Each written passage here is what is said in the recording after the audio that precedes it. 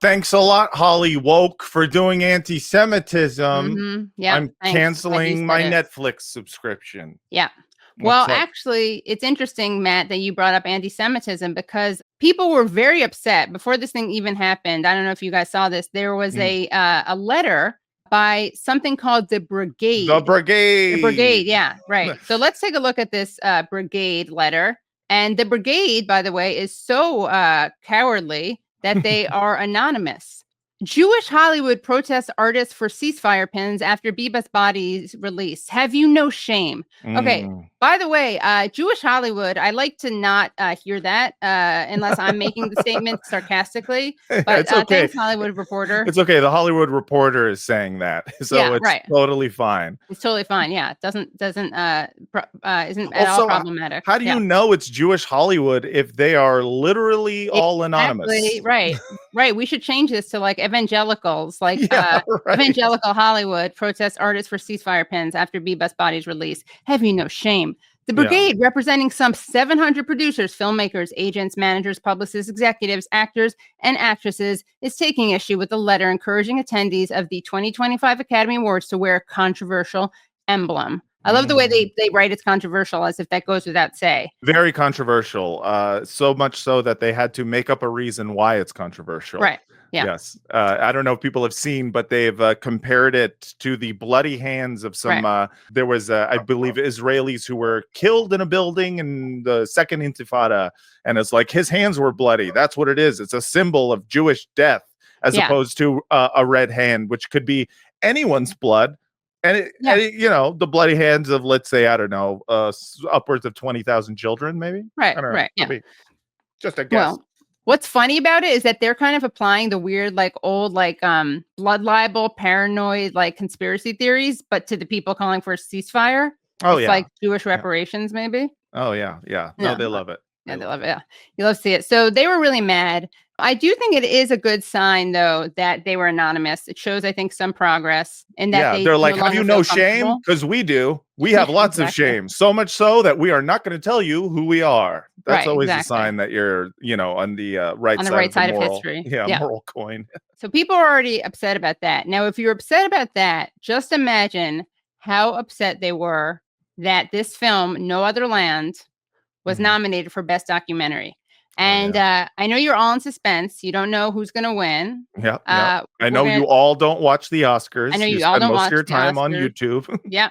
This, of course, is a film about the Israeli destruction of homes and land theft and settler violence against people in the West Bank. In the West Bank in Mustafar Yatta. Yeah, Mustafar Yatta, right. Which, you know, is under military law, which means that none of the people there are equal citizens because Israel is an apartheid state.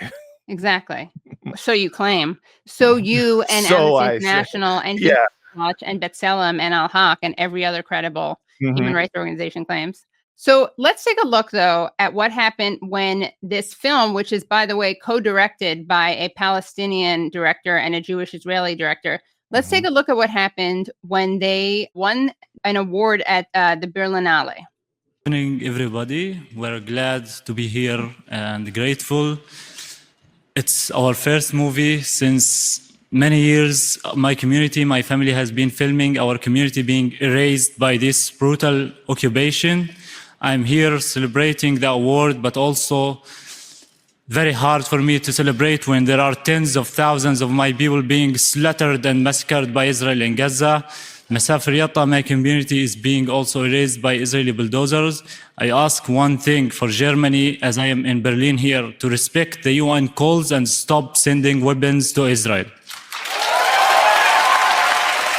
So that's the Palestinian co-director, Basil. I want to say we are standing in front of you now. Me and Basil are the same age. I am Israeli, Basil is Palestinian. And in 2 days, we will go back to a land where we are not equal. I'm living under a civilian law, and Basil is under military law. We live 30 minutes from one another, but I have voting rights, and Basil is not having voting rights. I'm free to move where I want in this land. Basil is, like millions of Palestinians, locked in the occupied West Bank. This situation of apartheid between us, this inequality, it has to end. We ask how we can make a change to end the occupation, to move for a political solution. And we don't really have the answer, but I think one answer is for people to really stand up. There is a lot of powerful people in this room. There is a lot of ministers and people whose voices are heard. We need to call for a ceasefire. We need to call for a political solution to end the occupation. Okay, so speaking of ministers, there was a real... Story. Yeah, this is, you honestly, you can't make this up. If someone put this into a screenplay, I'd be like, this is so over the top. Like, don't talk to me like I'm an idiot. What are you talking about? So here's what they did. Ready? A lot of politicians were upset. So you had Berlin's conservative mayor who called this speech intolerable relativization. And he said the full responsibility for the deep suffering in Israel and the Gaza Strip lies with Hamas. And then people were really mad at Germany's Minister of Culture, Federal Commissioner for Culture. So here's what happened. Ready? People were mad at her. They wanted her to resign just literally because they won the award. Again, she has no role in that.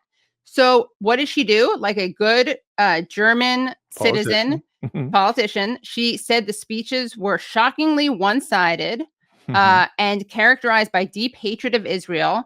And she said that not mentioning Hamas' terror attack was not acceptable. But here's the thing. Ready, guys? Some really good investigative reporters / people who watched the internets noticed that this woman was clapping. She was clapping. She was applauding when they got the award and after the speech. But you know what, Matt? Yeah.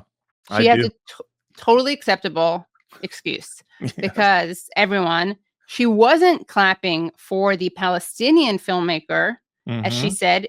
She said, quote, her applause was directed at the Jewish-Israeli journalist and filmmaker Yuval Abraham, who spoke out in favor of a political solution and a peaceful coexistence in the region.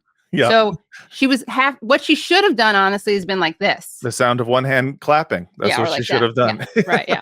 That would have been, that's how you're a good Jewish ally. To actually say that out loud and just be like, nope, that's the sentence. I'm not going to amend that at all. People will just buy the idea that no, my clapping was supposed to circumvent the Palestinian, who is obviously bad, and go only to the Israeli, who made the same movie.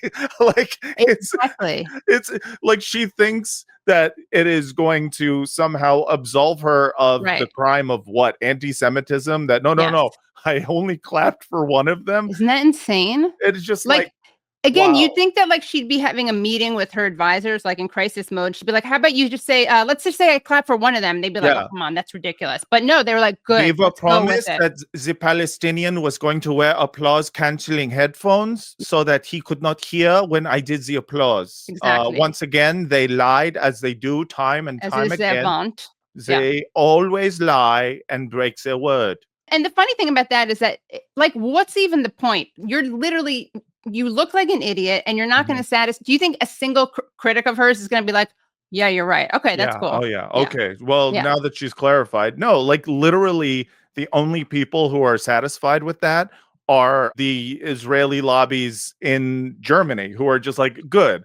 I'm glad you know that when you do something like this, you must contractually make a fool of yourself in front of everyone so everyone can see how bought you are by the state of Israel. You know, it's they're just kissing the ring. Yeah, it's crazy. It's so crazy. It's just like the more you degrade yourself, that's the only people who are happy about it is the Israeli government going, good, degrade yourself. And of course, also the German government, who have stated countless times that their very reason for being is to be an ally for Israel, which is, that'll lead good places. Germany is like the best example of how another country makes Palestinians pay for their crimes. Yeah, 100%. That's what they do. They're just like, we know we did a lot of bad things to you. Let's look over here real quick at these Palestinians. Brutal animals, huh? Who had nothing to do with the Holocaust that we inflicted. It was mostly their idea. So Hitler was like all cool with the Jews and everything. And then one day he got a call from a Palestinian guy who said, well, what about hating Jews? And he was like, wow, that's a good idea. And so I'm going to run with it. I'm going to run with it. I like this. I like this was a good workshopping, and now we do the Yes. Holocaust, find a solution. Yeah. It's so absurd.